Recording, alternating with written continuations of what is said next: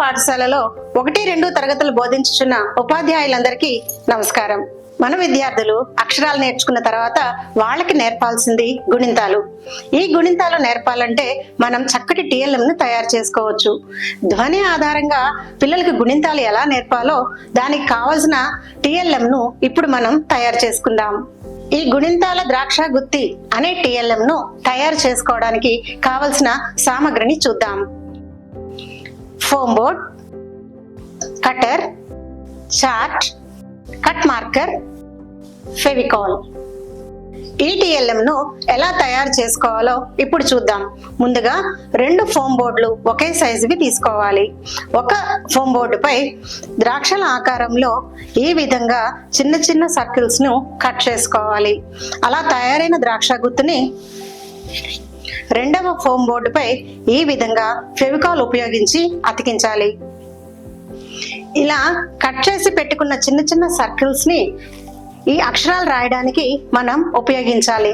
దానికి ఈ సర్కిల్స్ పై violet colour chart ను అతికించి వాటి మీద క, గ, చ, జ, ట, డ, త, ద ఇలా సరళాక్షరాలన్నీ రాసుకోవాలి.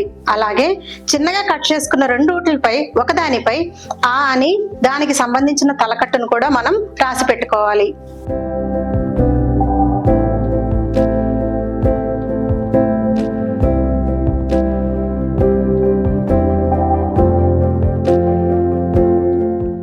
ఇప్పుడు మనం తయారు చేసుకున్న ద్రాక్షల సరళ అక్షరాలను ఈ విధంగా ఫోమ్ బోర్డ్ పై అమర్చాలి. ఇక్కడ చూడండి, ఆ అంటే తలకట్టు. తలకట్టు ఉన్న ప్రతి అక్షరం కూడా ఆ అనే ధ్వని వస్తుంది.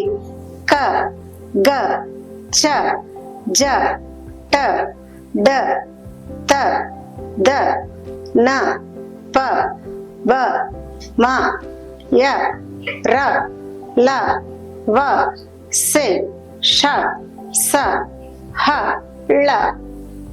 ఈ విధంగా మనం కా నుంచి ళ వరకు ఉన్న సరళాక్షరాలన్నిటికీ సంబంధించిన గుణింత అక్షరాలను ఇలాంటి సర్కిల్స్ మాదిరి మనం తయారు చేసి పెట్టుకుంటే ఈ బోర్డు ఉపయోగించి విద్యార్థులకు అన్ని గుణింతాలు సులువుగా నేర్పించవచ్చు.